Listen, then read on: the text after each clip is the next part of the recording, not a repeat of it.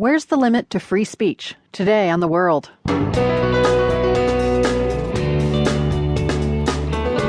I'm Carol Hills. An anti-immigration activist in Germany called refugees trash. Now he's on trial for racial incitement. We're not just talking about words here. We're talking about words which can lead to acts of violence. Also, a Trump sign goes up in a Boston neighborhood where immigrant residents don't want it, but the owner refuses to budge.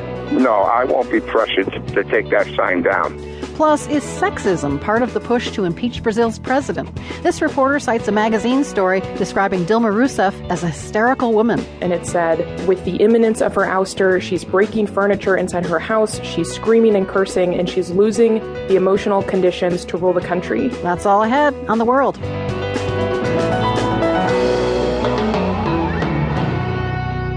We're going to do a deep dive today into free speech.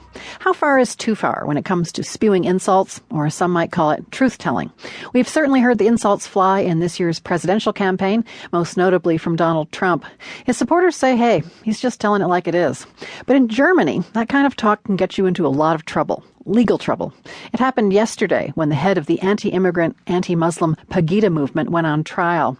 His name is Lutz Bachmann, and he faces charges of inciting racial hatred on Facebook for calling refugees names like cattle and trash. My BBC colleague Damien McGuinness is following the case from Berlin, and I asked him, can you really go on trial in Germany for something you post on Facebook? Well, you can if those comments are seen as incitement to ethnic hatred or violence. Now, what he's accused of having said was, exactly as you said, Carol, very derogatory terms, such as referring to asylum seekers as scumbags and trash and vermin.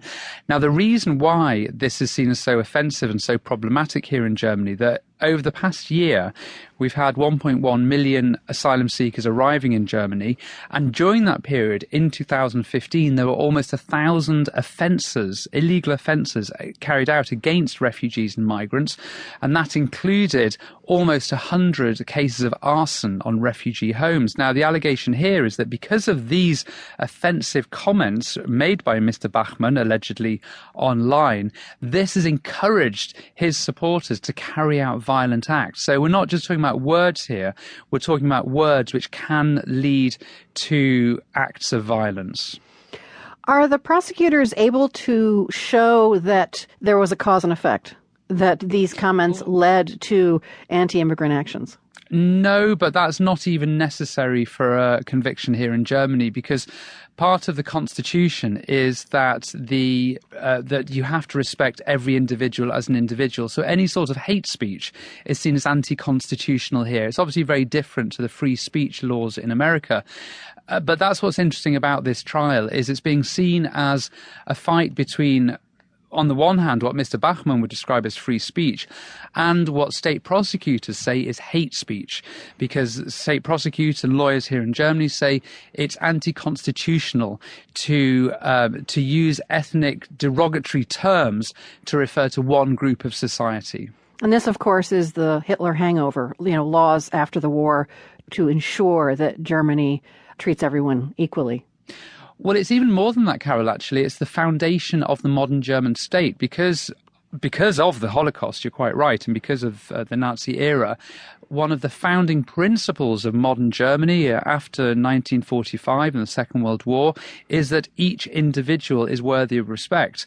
That's why comments like those allegedly made by Mr. Bachmann are so controversial here, because they're seen really as lumping together one ethnic group into a category which is the beginning of really discrimination, and which in these cases can and seems to have been leading to violent acts against that group of people, in this case asylum seekers.